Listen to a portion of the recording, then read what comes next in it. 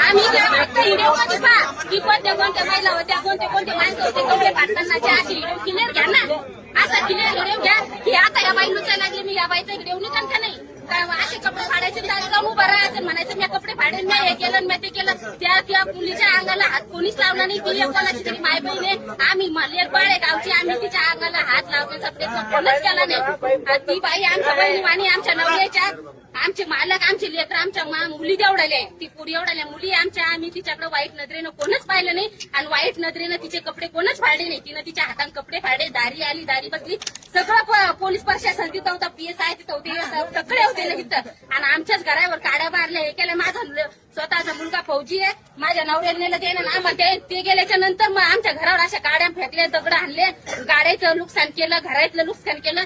आम्ही कोणीच कोणाला म्हणून नाही, आम्हाला स्वतः कपडे फाडून तिथं जाता येत होतं, व्हिडिओ काढता तिथे. आम्ही कालही काढे नाही, आजही काढे नाही, काढणार नाही. आम्ही एवढी जातीची खालच्या स्तराला येणार नाही. त्या मुलीनं आमच्या गावाचं सगळं नाव खराब फक्त केलं, ते एकटे पोरीन केलं. नाहीतर आम्हाला मराठी वंजारी कोणत्याच कोणाला समजत नव्हते. इथून मागं माझ्या लग्नाला 20 वर्ष झाले, मराठी म्हणून मला कळत नव्हतं मराठ्याचा माणूस आहे का, मुताचा माणूस आहे का, मागाचा. आम्हाला कोणतंच कळत नव्हतं. आम्हाला शिवाजी महाराज आम्हाला लागते. आम्ही ते जागा दिली, बळी व्यापारी आले, त्यांनी सांगितलं की इथं जागा घ्या बा, याच्यात ग्रामपंचायत मध्ये जागा घ्या. आम्ही स्वतः 500 रुपये वर्गणी करतो, त्या देतो. आम्ही त्याच्या गळ्यात हार घालायला अजूनही तयार आहे, इथून पुढे तयार आहे. फक्त त्यानं जातीवाद केला नाही. त्या पोरीचं पहिलंच आमच्या गावात मरणाचं भांडण चेतीले आणि ती राजकारण करते आमच्या गावात. याला धरायचं, त्याला सोडायचं, त्याला धरायचं. आमच्या स्वतः घरातल्या माणसाला दारू पाजती ती नेऊन, आणि ती सगळ्याला आम्हाला फक्त त्रास देण्याचा प्रयत्न करू राहिली. आम्हाला तिनं कोण्याच माणसानं तिच्या अंगाला हात लावला नाही, तिचे कपडे कोणच फाडले नाही. सरपंचाला बदनाम करायचं आणि तिचं ब्लॉकेट गेलं नाही, चॉकेट गेलं नाही, कोणच केलं नाही. आमच्या सरपंचाचे उलट आहे ना, घरात जाऊन तुम्ही पाहून या किती नुकसान केलं, किती फोडलं तोडलं. आम्हाला काही द्यायचं घेणं नाही, देणं नाही. लॉकेट पाहायला गेलं नव्हतं कोणी कोणाची तिथं, आणि कशालाच गेलं नव्हतं. फक्त भांडण होऊ नये म्हणून हे सगळे गेले की बाबा एकाकडे तुम्ही पुतळा मांडाची अशी सगळे मिळून त्याला हार घाला. 1000चा नका आणू, आम्ही लाखाचा हार घालू, आणायला तयार होतो, घालायला तयार होतो. फक्त तुम्ही विटंबना करू नका. मधात पुतळा मांडला, मधात मांडला, कोणाची लाट लागणार तर इतक्या मधात जर एक बाई बसला असली, सगळे लाटा लागणारच झाले. त्याला एकाकडील असले त्याचा सन्मान करणार आहे, जे माणूस एकाकडील बसेल त्याचा सन्मान होणार आहे. मधात असलेल्या माणसाचा सन्मान कसा होईल? त्याला लाट लागन, हात लागन, त्याच्या जेवलेल्या पत्तरवाळी त्याचं पाणी जाईन, हे जाईन. हे मोठाले त्याची बिन माणसं आहे, त्याची सांगणार आहे. पण आमच्या माणसाने कोणता माणूस आहे तिचे कपडे फाडताना फक्त दाखवा म्हणावं. त्याच्या एवढं वाक्य मेन आहे की बाई कोणती होती कपडे फाडताना, माणूस कोणता होता कपडे फाडताना, फक्त तेवढं सांगा. आमच्या माणसाला न्यायची 19 माणसाला तिथं 20 माणसाला न्यायची गरज कोणालाच नव्हती. आणि याचं त्याचे काय उचलले नाही, आमचे उचलले, त्याचे काय उचलले नाही.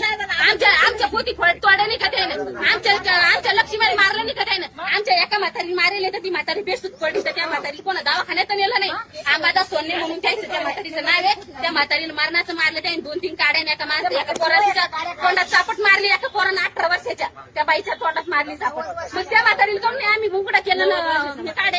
एक पोरगी म्हणती फाड फाड कपडे, फाड कपडे. एक बाई म्हणती नाही ते काढून टाक, हे फाड. 3 वर्षाच्या मुलीचं अपहरण करायला नेलं आणि म्हणजे तिकडे नेली. मग कोण्या माणसाने नेली ती? 3 घंट्याच्या नंतर कोण आणली पाहून?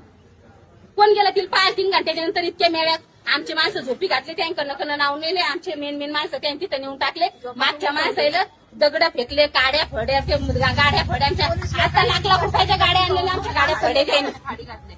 तिच्या त्या मुलीच्या फक्त एक मेन वाक्य की त्या मुलीच्या अंगावर हात कोण घातला, कोणती महिला होती ते दाखवा.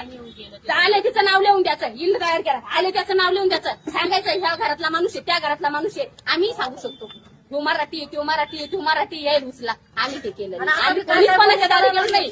आणि कळकळून आता आमचे माणसं, आमच्या घरात एकही माणूस राहिला नाही. आमच्या गावात वंजारी समाजाचा खरोखरच वंजारी जर तुम्ही असले तर वंजारी सगळे एका पादराने एका रस्त्यावर या. आमच्या गावात एकही माणूस राहिला नाही. असा एक माणूस बिन आमच्या गावात भाकरी नाही. आमच्या माणसाला 3 दिवस झाले. आमच्या गावातल्या लेकरं बाळ, लहान लहान बाळातली महिला आहे, त्याही भाकरी नाही आमच्या गावात. यायनं दगड फेकले काल जरांगे पाटील आला. आम्ही जरांगे म्हणत नाही, त्याला जरांगे पाटील म्हणतो. ते खरं ना आम्हाला असे काहीच्या काही उत्तर कुत्रे.